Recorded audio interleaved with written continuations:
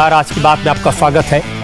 आज प्रधानमंत्री नरेंद्र मोदी ने देश को दिखाया कि विकास के मुद्दे पर सियासत कैसे की जा सकती है।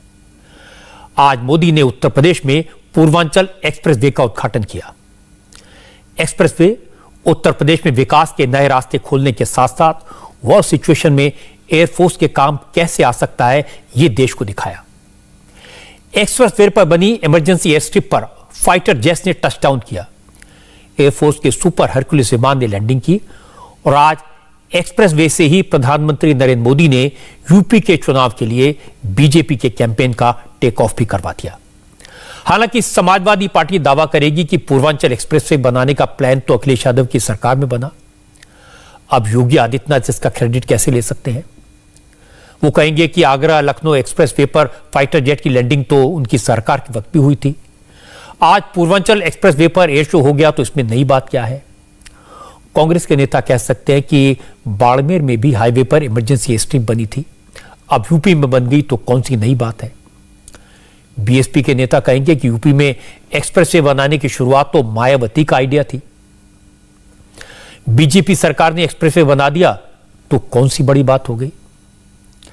लेकिन नरेंद्र मोदी ने आज सबको याद दिलाया कि यूपी में पिछले मुख्यमंत्रियों के लिए विकास उनके घर, उनके इलाकों तक ही सीमित था। मोदी ने कहा कि यूपी में पहले एक शहर दूसरे शहर से कटा हुआ था, लेकिन अब पूर्वांचल एक्सप्रेसवे से पूर्वांचल के सभी जिले लखनऊ से कनेक्ट हो जाएंगे। आज मैं आपको बताऊंगा कि पूर्वांचल एक्सप्रेसवे से यूपी के विकास के तार कैसे जुड़े हैं। पूर्वांचल एक्सप्रेसवे पर फाइटर जेट को उतारना बड़ी बात क्यों है? मैं आपको वो तस्वीरें दिखाऊंगा जिन्हें देखकर आपको गर्व होगा। हमारी एयरफोर्स, हमारी फौज के बहादुर जवानों और पायलट की जांबाजी पर आपको नाज होगा। लेकिन सबसे पहले आपको मोदी की बात सुनाता हूं। मोदी ने आज साफ साफ इशारा दिया कि यूपी के चुनाव में जब विकास की बात होगी तो पूर्वांचल एक्सप्रेसवे की याद दिलाई जाएगी। जंगी जहाजों के टचडाउन की गूंज यूपी के इलेक्शन कैंपेन में हर रोज सुनाई देगी। प्रधानमंत्री मोदी आज खुद एयरफोर्स के सुपर हरकुलिस विमान में बैठकर पूर्वांचल एक्सप्रेसवे की इमरजेंसी लैंडिंग स्ट्रिप पर उतरे।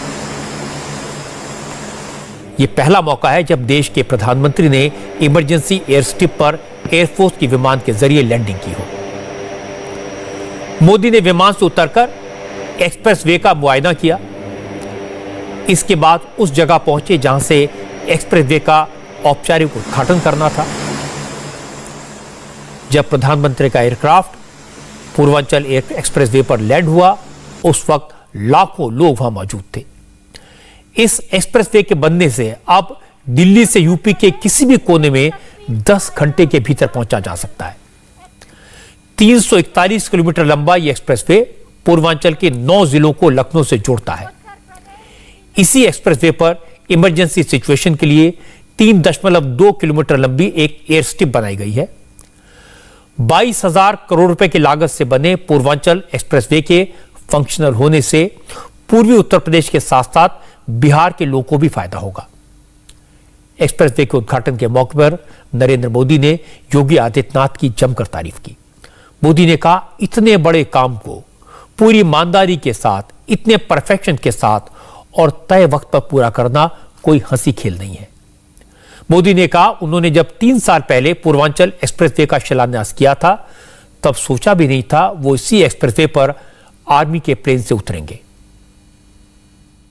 पूरी दुनिया में जिस यूपी के सामर्थ्य पर, यूपी के लोगों के सामर्थ्य पर जरा भी संदेह हो, वो आज यहां सुल्तानपुर में आकर यूपी का सामर्थ्य देख सकता है। 3-4 साल पहले जहां सिर्फ जमीन थी, अब वहां से होकर इतना आधुनिक एक्सप्रेसवे गुजर रहा है। जब 3 साल पहले मैंने पूर्वांचल एक्सप्रेसवे का शिलान्यास किया था तो ये नहीं सोचा था कि एक दिन उसी एक्सप्रेसवे पर विमान से मैं खुद उतरूंगा। ये एक्सप्रेसवे उत्तर प्रदेश को तेज गति से बेहतर भविष्य की ओर ले जाएगा। ये एक्सप्रेसवे यूपी के विकास का एक्सप्रेसवे है। ये एक्सप्रेसवे यूपी की प्रगति का एक्सप्रेसवे है। ये एक्सप्रेसवे नए यूपी के निर्माण का एक्सप्रेसवे है। ये एक्सप्रेसवे यूपी की मजबूत होती अर्थव्यवस्था का एक्सप्रेसवे है। ये एक्सप्रेसवे यूपी में आधुनिक होती सुविधाओं का प्रतिबिंब है। ये एक्सप्रेसवे यूपी की दृढ़ इच्छा शक्ति का पुनीत प्रगटीकरण है। ये एक्सप्रेसवे यूपी में संकल्पों की सिद्धि का जीता जागता प्रमाण है। ये यूपी की शान है। ये यूपी का कमाल है। ये बात सही है कि विकास अच्छी सड़कों के जरिए तेजी से बढ़ता है। मॉडर्न हाईवेज के जरिए विकास को गति मिलती है। एक्सप्रेसवे से विकास की रफ्तार बढ़ती है। एक्सप्रेसवे के जरिए उद्योगों को और व्यापार को कनेक्टिविटी के जरिए बढ़ावा मिलता है। आप देखिए, जिन जिन राज्यों में अच्छी सड़कें थी, बेहतर राजमार्ग थे, उन राज्यों का विकास बेहतर हुआ, वो आगे निकल गए। इसका सबसे बड़ा उदाहरण गुजरात है। गुजरात में अच्छे हाईवेज बने, इसलिए विकास तेजी से हुआ। पंजाब में सड़कें बेहतर थी, इसलिए उद्योग धंधे तेजी से बढ़े। सड़कों के मामले में उत्तर प्रदेश और मध्य प्रदेश कई साल तक पिछड़े रहे। मध्य प्रदेश में बेहतर सड़कें बनी, विकास तेजी से हुआ। अब यूपी में यही काम किया जा रहा है और यही बात मोदी ने आज कही। नरेंद्र मोदी ने कहा कि यूपी में जानबूझकर सड़कों पर ध्यान नहीं दिया गया। पिछली सरकारों ने यूपी के विकास पर कभी ध्यान ही नहीं दिया। विपक्षी दलों की सरकारों ने पूर्वी उत्तर प्रदेश को माफिया और यहां के लोगों को गरीबी के हवाले करके छोड़ दिया। देश का संपूर्ण विकास करने के लिए देश का संतुलित विकास भी उतना ही आवश्यक है। कुछ क्षेत्र विकास की दौड़ में आगे चले जाएं और कुछ क्षेत्र दशकों पीछे रह जाएं। ये असमानता किसी भी देश के लिए ठीक नहीं है। भारत में भी जो हमारा पूर्वी हिस्सा रहा है, ये पूर्वी भारत, नॉर्थ ईस्ट के राज्य विकास की इतनी संभावना होने के बावजूद इन क्षेत्रों को देश में हो रहे विकास का उतना लाभ नहीं मिला जितना मिलना चाहिए था। उत्तर प्रदेश में भी जिस तरह की राजनीति हुई, जिस तरह से लंबे समय तक सरकारें चली, उन्होंने यूपी के संपूर्ण विकास, यूपी का सर्वांगीण विकास, इस पर ध्यान ही नहीं दिया। यूपी का एक क्षेत्र तो माफियावाद और यहां के नागरिकों को गरीबी के हवाले कर दिया गया था। और इसके बाद मोदी ने सियासत की बात की। समाजवादी पार्टी पर सबसे तीखा हमला बोला। प्रधानमंत्री ने कहा कि जब वो प्राइम मिनिस्टर बने, यूपी से मेंबर ऑफ पार्लियामेंट बने, उस वक्त यूपी में बीजेपी की सरकार नहीं थी। मोदी ने बताया कि उन्होंने यूपी के विकास के लिए तमाम योजनाएं बनाई, लेकिन यूपी की उस वक्त की सरकार ने सहयोग नहीं किया। और हालात ऐसे थे कि जब मोदी प्रधानमंत्री के तौर पर यूपी आते थे तो उस वक्त के चीफ मिनिस्टर उनका स्वागत तो करते थे, लेकिन उनसे नजरें नहीं मिला पाते थे। हालांकि मोदी ने अखिलेश यादव का या समाजवादी पार्टी का नाम नहीं लिया, लेकिन इशारा साफ था। मोदी ने कहा तब के मुख्यमंत्री तो साथ खड़े होने से भी बचते थे। कौन भूल सकता है कि पहले यूपी में कितनी बिजली कटौती होती थी? याद है ना? कितनी बिजली कटौती होती थी? कौन भूल सकता है कि यूपी में कानून व्यवस्था की क्या हालत थी? कौन भूल सकता है कि यूपी में मेडिकल सुविधाओं की क्या स्थिति थी? यूपी में तो हालत ऐसे बना दिए गए थे कि यहां सड़कों पर राह नहीं होती थी, राह जनी होती थी। अब राहजनी करने वाले जेल में हैं और राहजनी नहीं, गांव-गांव नई राह बन रही है, नई सड़कें बन रही है। और इसके बाद मोदी ने अच्छी सड़कों, बेहतर हाईवेज का जिक्र किया। प्रधानमंत्री मोदी ने कहा कि यूपी में ऐसी सरकारें रही जिन्होंने कनेक्टिविटी की चिंता नहीं की। मोदी ने कहा बिना सड़कें बनाए ही औद्योगिकरण के सपने दिखाए गए, लेकिन कनेक्टिविटी और बिना सुविधाओं के कारखानों में ताले लग गए। मोदी ने कहा अब जब यूपी में काम हो रहा है तो वो लोग जो कुछ काम नहीं करवा सके परेशान हो रहे हैं, बेचैन हो रहे हैं, आपाक हो रहे हैं। एक व्यक्ति घर भी बनाता है तो पहले रास्तों की चिंता करता है, मिट्टी की जांच करता है, दूसरे पहलुओं पर विचार करता है। लेकिन यूपी में हमने लंबा दौर ऐसी सरकारों का देखा है जिन्होंने कनेक्टिविटी की चिंता किए बिना ही औद्योगिकरण के बड़े बड़े बयान दिए, सपने दिखाए। परिणाम ये हुआ कि जरूरी सुविधाओं के अभाव में यहां लगे अनेक कारखानों में ताले लग गए। इन परिस्थितियों में ये भी दुर्भाग्य रहा कि दिल्ली और लखनऊ दोनों ही स्थानों पर, चाहे लखनऊ हो या दिल्ली, दोनों ही स्थानों पर परिवारवादियों का ही दबदबा रहा।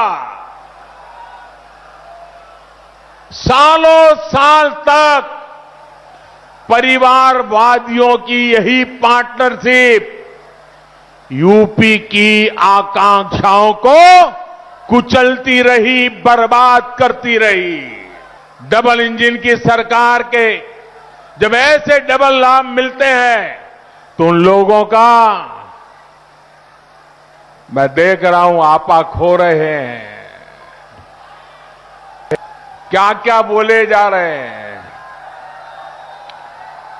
उनका विचलित होना बहुत स्वाभाविक है।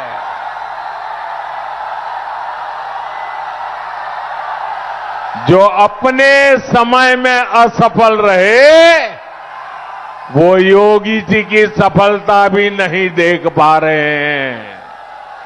जो सफलता देख नहीं पा रहे हैं वो सफलता पचा कैसे पाएंगे। भाइयों बहनों, इनके शोर से दूर सेवा भाव से राष्ट्र निर्माण में जुटे रहना, यही हमारा कर्म है, यही हमारी कर्म गंगा है, और हम इस कर्म गंगा को लेकर के सुजलाम सुफलाम का वातावरण बनाते रहेंगे। और इसके बाद मोदी ने कहा कि उत्तर प्रदेश की जनता ने सब पार्टियों की सरकारें देखी हैं, लेकिन योगी आदित्यनाथ के काम और उनके इरादों ने जनता को प्रभावित किया है, उन पर असर डाला है। यूपी के लोग सबके काम को तोल रहे हैं, सबकी तुलना कर रहे हैं। और फिर नरेंद्र मोदी ने अपने अनुभव गिनाए। उन्होंने कहा कि 2014 में जब वो प्रधानमंत्री बने उस समय यूपी में बीजेपी की सरकार नहीं थी, और जब योगी आदित्यनाथ को यूपी की जनता ने चुना, 2017 में उनकी सरकार बनी। उसके बाद जो बदलाव हुआ, उस बदलाव को वो प्रधानमंत्री के तौर पर महसूस कर सकते हैं। यहां के इतने बड़े क्षेत्र को गंगा जी और अन्य नदियों का आशीर्वाद मिला हुआ है, लेकिन यहां 7-8 साल पहले जो स्थिति थी उसे देखकर मुझे हैरानी होती थी कि आखिर यूपी को कुछ लोग किस बात की सजा दे रहे हैं। इसलिए 2014 में मैंने बहुत सारे प्रयास यूपी के लिए शुरू करवाए, लेकिन मुझे बहुत पीड़ा है कि तब यूपी में जो सरकार थी उसने मेरा साथ नहीं दिया। इतना ही नहीं, सार्वजनिक रूप से मेरे बगल में खड़े रहने में भी उनको पता नहीं वोट बैंक नाराज होने का डर लगता था। मैं एमपी के रूप में आता था तो हवाई अड्डे पर स्वागत करके पता नहीं खो जाते थे। उनको इतनी शर्म आती थी, क्योंकि काम का हिसाब देने के लिए उनके पास खुद कुछ था ही नहीं। मुझे मालूम था कि जिस तरह तब की सरकार ने, योगी जी के आने से पहले वाली सरकार ने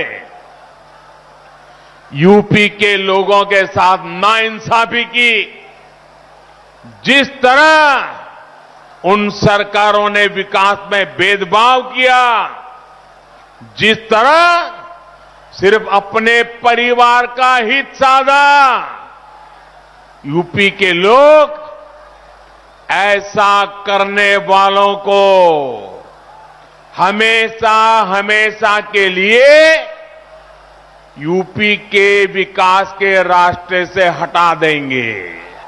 और 2017 में आपने तो ये करके दिखाया है, और आज यूपी में हो रहे विकास कार्यों को देखकर मैं कह सकता हूं इस क्षेत्र का, यूपी का भाग्य बदलना शुरू हो गया है और तेज गति से आगे बदलने वाला भी है। अब एक बात तो साफ है कि यूपी के चुनाव में बीजेपी योगी के काम पर और मोदी के नाम पर चुनाव लड़ेगी।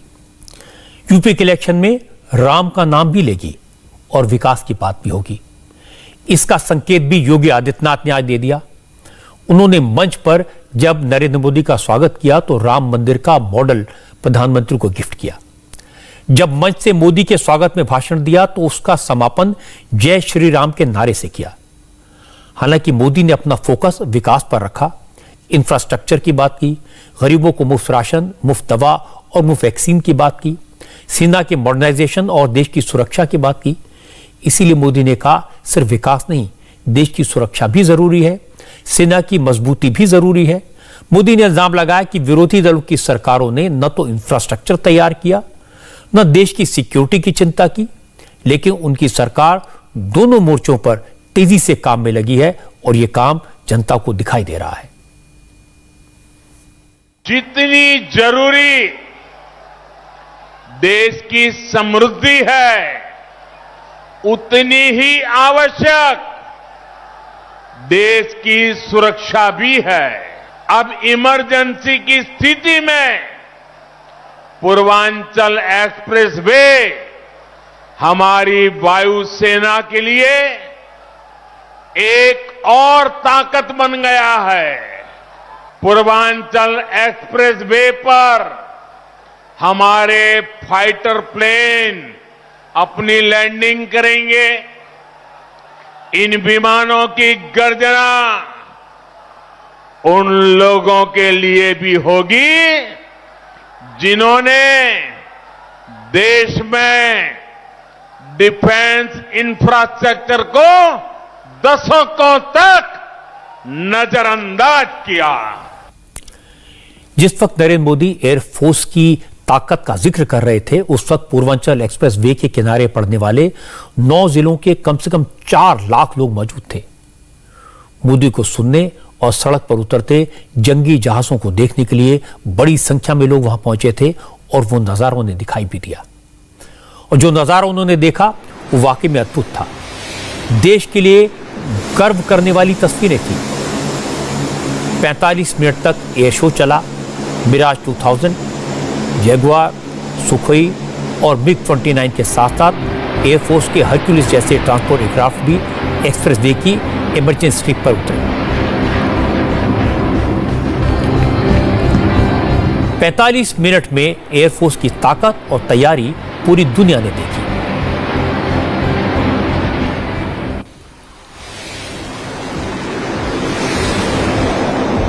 आज जैगुआर ने एक्सप्रेसवे पर टचडाउन के ऑपरेशन को परफॉर्म किया।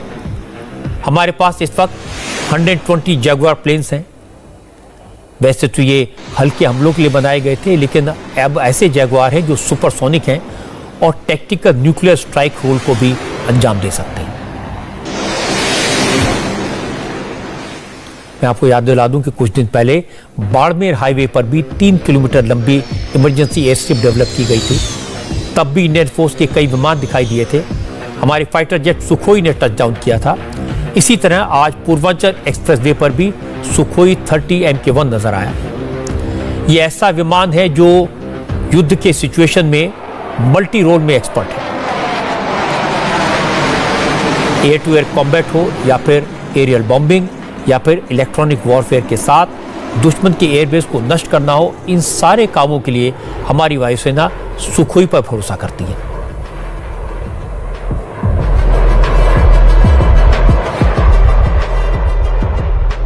ठीक सामने यहां पर फाइटर एयरक्राफ्ट की स्मॉल लैंडिंग और सामने है जैगुआर। जैगुआर की ये प्रॉपर लैंडिंग है। Jaguar deep penetration strike mode में भारतीय वायुसेना का हिस्सा है। लैंड करते ही टचडाउन किया और एक बार फिर से एक्टिवली वो फिर से टेक ऑफ कर गया। यानी ये मैनोवर ड्रिल और साथ में ऑपरेशनल कैपेबिलिटी भारतीय वायुसेना की है ताकि एरिया की टो ली जाए और फिर उसके बाद ऑपरेशंस में पूरी एक्टिवली इसे पार्टिसिपेट किया जाए। Su-30 MKI, जैगुआर्स और मिराज 2000 ये दिखाते हुए, और मिराज दिखा ऊपर की तरफ वर्टिकल चार्ली किया तो Su-30 MKI आगे की तरफ और जैगुआर्स टर्न डाउन करते हुए ये भारतीय वायुसेना का दमखम दिखाते हुए इस समय ठीक मंच के सामने, जहां एक तरफ प्रधानमंत्री से देख रहे हैं, वहीं Su-30 MKI जो भारतीय वायुसेना का कॉम्बैट एयर पेट्रोल के तौर पर एक एस फाइटर एयरक्राफ्ट है। कुल मिलाकर 270 से ज्यादा की संख्या में यह भारतीय वायुसेना में शामिल है और यह सब भारतीय वायुसेना की ऑपरेशनल कैपेबिलिटी बताता है। हाल ही के दिनों में ब्रह्मोस को Su-30 में इंडक्ट किया गया है और इसे लगाने के बाद टाइगर शार्क स्क्वाड्रन की स्क्वाड्रन है। और वही जिसका जिक्र हम कर रहे थे, Su-30 दिखाता हुआ, इसमें मैक्सिमम ग्रेविटी और साथ में जो पायलट है उसकी ऑपरेशनल कैपेबिलिटी दिखाई देती है। और यही जो जब डॉग फाइट होती है, यानी अगर कॉम्बैट एयर पेट्रोल के टाइम पर एनिमी का फाइटर एयरक्राफ्ट अगर डॉग फाइट कर रहा है, यानी आमने सामने की लड़ाई कर रहा है, तो यही वो मैनूवर्स है जिसका जिक्र हम लगातार कर रहे थे। इन्हीं मैनूवर्स के जरिए जो एनिमी का फाइटर एयरक्राफ्ट है उसे डॉज करने की पूरी काबिलियत रखता है Su-30 MKI और यही इसकी सक्षमता को भी बढ़ाता है। एक बार जहां Su-30 MKI लगातार फ्लाई कर रहा है और मैनूवर दिखा रहा है, तो अब देखिए जो इस समय इसकी 1.8 और 2 की मैक की स्पीड थी उसको बिल्कुल स्लो कर दिया। आपको बिल्कुल भी आवाज नहीं आएगी इस समय Su-30 की, क्योंकि अपनी साइलेंस, अपनी बिल्कुल स्पीड को डाउन करते हुए स्टैटिक मोशन के साथ ये मूव कर रहा है। लेकिन ये डॉज करने की और जो डॉग फाइट है उसमें ये कैपेबिलिटी इनहेंसमेंट के तौर पर इसको देखा जाता है और इसीलिए इस समय Su-30 की अलग अलग स्क्वाड्रन इस समय भारत के अलग अलग एरियाज में डिप्लॉयड है, जो भारतीय वायुसेना की सक्षमता बताती है। सुखोई 30 MKI आपने देखा। इसके बाद एयर स्ट्रिप पर एयरफोर्स का AN-32 लैंड हुआ। ये एयरफोर्स का ट्रांसपोर्ट प्लेन है जिसका इस्तेमाल लद्दाख से लेकर अरुणाचल प्रदेश तक किया जा रहा है। ये ट्रांसपोर्ट एयरक्राफ्ट वॉर सिचुएशन में आर्मी के जवानों के लिए जरूरी सामान की सप्लाई का काम करता है। AN-32 से एयरफोर्स की स्पेशल कमांडो फोर्स के जवान भी उतरे और इलाके को कंट्रोल करने की एक्सरसाइज परफॉर्म की। AN-32 अब इस समय इस ठीक एक्सप्रेस वे पर लैंड कर चुका है और लैंड करने के साथ साथ ये एक बहुत ही एस भारतीय वायुसेना का ट्रांसपोर्ट एयरक्राफ्ट है AN-32 और ये यहाँ पर लैंड हो चुका है। और ये भी इसकी इंपॉर्टेंट भूमिका है क्योंकि अलग अलग ऑपरेशंस में AN-32 के जरिए 10,000 15,000 फीट से चाहे गरुड़ कमांडोज हो या भारतीय सेना के पैरा कमांडोज, वो कई बार वो अपनी ऑपरेशनल कैपेबिलिटी दिखाने के लिए वहां से पैरा जंप कर चुके हैं। इसीलिए ठीक सामने वो जो एरिया है वहां से उसे टर्न करते हुए दिखाई दे रहा है और ये AN-32 एक तरीके से भारतीय वायुसेना के ट्रांसपोर्ट फ्लीट का एक एस एयरक्राफ्ट है जो कि ट्रूप मूवमेंट, लॉजिस्टिक सप्लाई, उसके अलावा आर्म्स, एमिनेशंस, मेडिसिन के सप्लाई के लिए, चाहे वो लाइन ऑफ एक्चुअल कंट्रोल हो, लाइन ऑफ कंट्रोल हो या फिर दूर दराज इलाके हो या फिर उसके बाद जो बेसेस हैं वहां तक पहुंचाने में इनकी अहम भूमिका रही है। इसीलिए इस ऑपरेशनल कैपेबिलिटी को दिखाते हुए 3.2 किलोमीटर के इस एयर स्ट्रिप पर यह बताना जरूरी था कि जहां फाइटर्स यहां पे आसानी से लैंड कर सकते हैं शॉर्ट टर्म 3.2 किलोमीटर के इस रेंज में, तो वहीं जो ट्रांसपोर्ट एयरक्राफ्ट हैं वो भी यहां पर लैंड कर सकते हैं। गरुड़ कमांडोज एक एक करके नीचे उतर रहे हैं और ये दुश्मन के खेमे को पूरी तरीके से ध्वस्त करने की काबिलियत के साथ ये गरुड़ कमांडोज अब पोजीशन ले रहे हैं। दरअसल AN-32 से इस समय भारतीय वायुसेना के गरुड़ कमांडोज अपने स्पेशल ऑपरेशंस को पूरी तरीके से दिखा रहे हैं कि जिस तरह से अगर देश की सुरक्षा के लिए खासतौर पर लाइन ऑफ एक्चुअल कंट्रोल से लेकर लाइन ऑफ कंट्रोल तक या फिर दुश्मन के खेमे में पूरी तरीके से घुसकर उनको तबाह करने की काबिलियत के साथ ये गरुड़ कमांडोज अब AN-32 से दो की फॉर्मेशन में उतरे और फिर उन्होंने पोजीशन ली चारों तरफ। आप देखें तो उनके पास इस समय जो उनके आधुनिक वेपन के तौर पे टेवॉर वेपन है, उसके अलावा 16 kg का बैटल लोड है, वो अपनी कैमोफ्लेज ड्रेस में उसके साथ साथ उसी बैटल लोड के साथ वो आगे की तरफ मूव कर रहे हैं। सुखोई 30 MKI, AN-32 और जैगुआर से पहले पूर्वांचल एक्सप्रेसवे पर बनी इस 3 किलोमीटर लंबी एयर स्ट्रिप पर मिराज 2000 फाइटर जेट ने लैंड किया।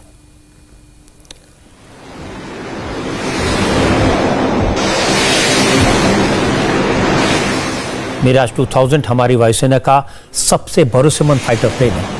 ये लड़ाकू विमान पिछले 40 साल से एयरफोर्स की ताकत बना हुआ है। एयरफोर्स ने बालाकोट एयर स्ट्राइक के दौरान इसी फाइटर जेट का इस्तेमाल किया था जिसमें आतंकवादियों के अड्डे तबाह कर दिए गए। उन पर इसी विमान से बम दागे गए थे।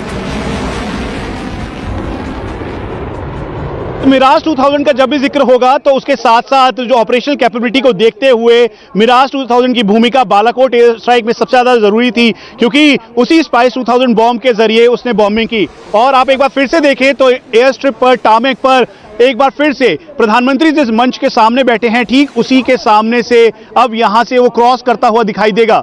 और ये इस समय जो फाइटर एयरक्राफ्ट की भूमिका में मिराज 2000 सबसे ज्यादा अहम इंपॉर्टेंट है और यही वजह है कि इस समय दासो कंपनी ने इसे तैयार किया और ये इसलिए भी बहुत ज़्यादा ज़रूरी हो जाता है कि कॉम्बैट एयर पेट्रोल करते हुए ये अलग अलग लोकेशंस को पूरी तरीके से पूरी सक्षमता और ऑपरेशनल कैपेबिलिटी के साथ ये यहाँ पर इसे जो भारतीय वायुसेना और साथ में भारत का जो एयर स्पेस है उसको ये पूरी सक्षमता के साथ यहाँ पर कर रहे हैं। और जिसका हम जिक्र कर रहे थे लो लेवल फ्लाइंग के साथ जो लो एरिया है उसे ये टेक ऑफ करते हुए वो यहाँ पे दिखाई देंगे और जिसका हम जिक्र कर रहे थे कि ये जाके इसे स्टेशन किया जाएगा। लैंडिंग हुई, प्रॉपर लैंडिंग। जिस ट्रांसपोर्ट एयरक्राफ्ट में सवार होकर आज प्रधानमंत्री नरेंद्र मोदी ने सुल्तानपुर एयर स्ट्रिप पर लैंड किया उसकी अपनी स्ट्रेटेजिक इंपॉर्टेंस है। ये ट्रांसपोर्ट एयरक्राफ्ट भारी से भारी सामान बैटल फील्ड में पहुंचाने में सक्षम है। टैंक्स हो या फिर हैवी आर्टिलरी हो। इसके जरिए किसी भी जंग के मैदान में, किसी भी टेरेन में इस साजो सामान को पहुंचाया जा सकता है। आपको याद होगा 2013 में इसी एयरक्राफ्ट ने लद्दाख के दौलत बेग ओल्डी सेक्टर की एयरस्ट्रिप पर लैंडिंग की थी। जयपुर में शिक्षक सम्मान समारोह था। मंच पर चीफ मिनिस्टर अशोक गहलोत और राजस्थान के शिक्षा मंत्री गोविंद सिंह डोटासरा के अलावा शिक्षा विभाग के तमाम अफसर मौजूद थे। इस कार्यक्रम में मुख्यमंत्री अशोक गहलोत ने टीचर से पूछा कि ट्रांसफर के लिए पैसे देने पड़ते हैं क्या। मंच पर राजस्थान के शिक्षा मंत्री गोविंद सिंह डोटासरा भी बैठे थे।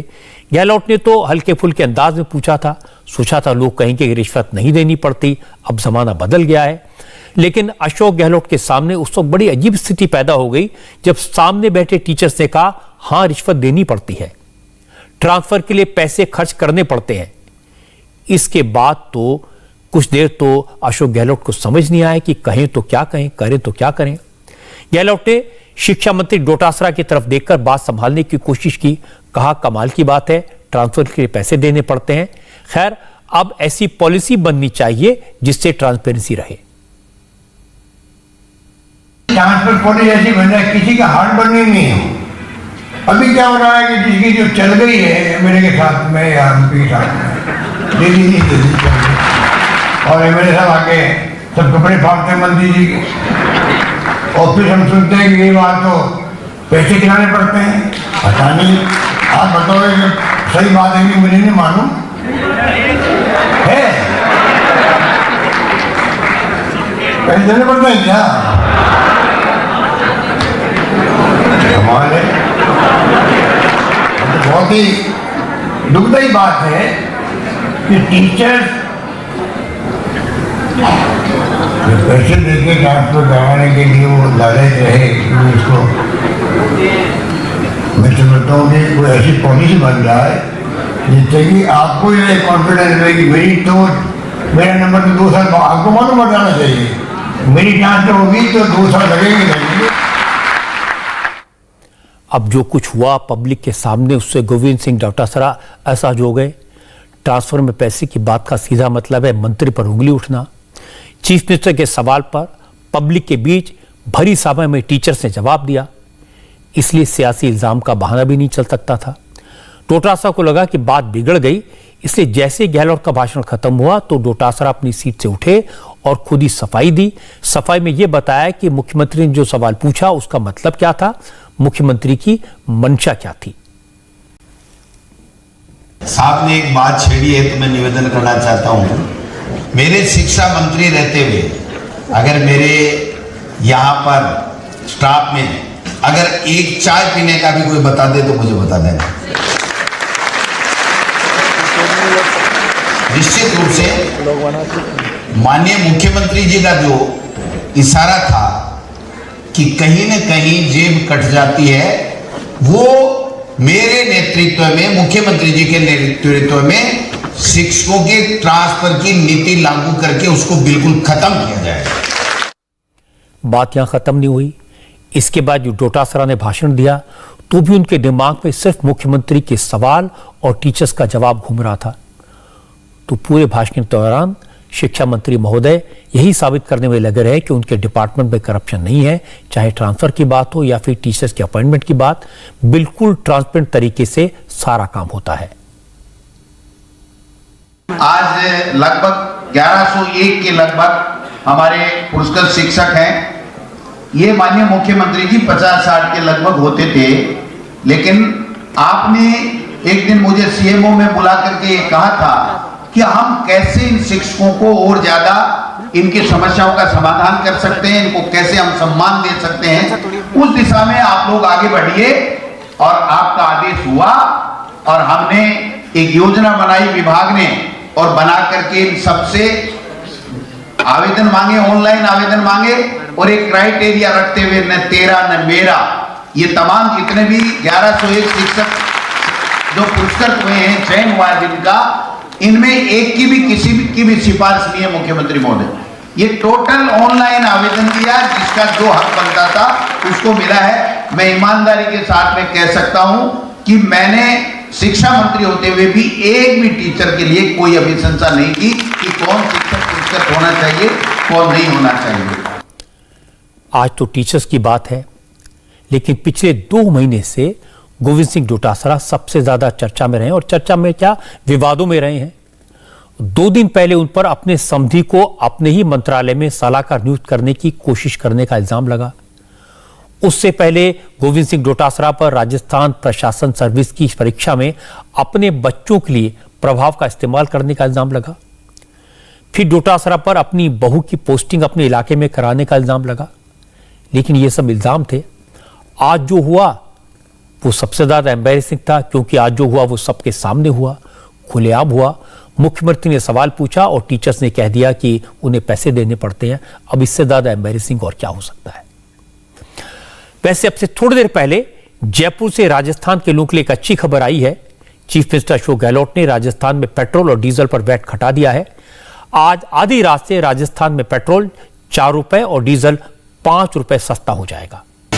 सुप्रीम कोर्ट के निर्देश पर पॉल्यूशन कंट्रोल करने के लिए आज दिल्ली सरकार के अफसरों ने पंजाब, हरियाणा, राजस्थान और यूपी की सरकारों के अफसरों के साथ मीटिंग की।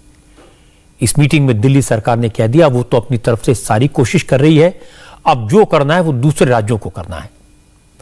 दिल्ली सरकार ने बताया कि दूसरे राज्यों को क्या क्या करना है। कहा कि दिल्ली में कंस्ट्रक्शन रोक लगाने से कुछ नहीं होगा, पूरे एनसीआर में कंस्ट्रक्शन पर रोक लगनी चाहिए। इसी तरह एनसीआर के सभी शहरों में वर्क फ्रॉम होम की इजाजत दी जानी चाहिए, स्कूल बंद करने चाहिए, तभी एनसीआर का पॉल्यूशन कम होगा। हरियाणा सरकार ने बताया कि गुरुग्राम, सोनीपत, फरीदाबाद और झज्जर में स्कूल बंद कर दिए गए हैं। इन जिलों में सभी ऑफिसेज के एम्प्लॉय से वर्क फ्रॉम होम करने के लिए कहा गया है। हालांकि दिल्ली सरकार की तरफ से कहा गया कि अभी सभी राज्य मिलकर कोशिश नहीं कर रहे हैं, कोशिश के नाम पर सियासत हो रही है, इसलिए दिल्ली कदम घुट रहा है। दिल्ली के एनवायरमेंट मिनिस्टर गोपाल राय ने कहा केंद्र सरकार को पराली को लेकर अपने आंकड़े, अपनी फिगर्स क्लियर करनी चाहिए। एक एफिडेविट में 2 फिगर्स क्यों लिखी गई। गोपाल राय ने कहा कि केंद्र सरकार को बताना चाहिए कि पराली से दिल्ली में आखिरकार कितना पॉल्यूशन होता है। उन्होंने जो डेटा सार्वजनिक किया वो डेटा है। अगर इस डेटा का इन 10 दिनों के 4 से और 14 तक के डेटा का एवरेज भी निकाला जाए तो वो भी लगभग 31% होता है। सभी दिनों का एवरेज अगर हम निकालें तो ये डेटा भी केंद्र सरकार का है। 4% का डेटा जो उन्होंने सबमिट किया कोर्ट के अंदर, वो भी केंद्र सरकार ने सबमिट किया। उन्होंने उसी एफिडेविट में जो 35 से 40% लिखा वो भी केंद्र सरकार ने किया। केंद्रीय पर्यावरण मंत्री जी एक बार सबको स्पष्ट करें कि आंकड़े पहले क्या हैं, वो किस आंकड़े को मानते हैं। मतलब 4% सही है तो 40% सही नहीं हो सकता है, और 40% सही है तो 4% सही नहीं है। दोनों आंकड़े उन्होंने दिए हैं तो दोनों में से किसी एक पे ही स्टैंड करना पड़ेगा केंद्र। बीजेपी ने केजरीवाल से सवाल पूछे। संबित पात्रा ने कहा कि केजरीवाल दूसरों पर इल्जाम लगाकर अपनी जिम्मेदारी से भागना चाहते हैं, लेकिन अब यह नहीं चलेगा। संबित पात्रा ने कहा कि अरविंद केजरीवाल को यह बताना पड़ेगा कि दिल्ली सरकार पॉल्यूशन को रोकने के बजाय विज्ञापनों पर करोड़ों रुपए खर्च क्यों कर रही है। क्या यह हकीकत नहीं है?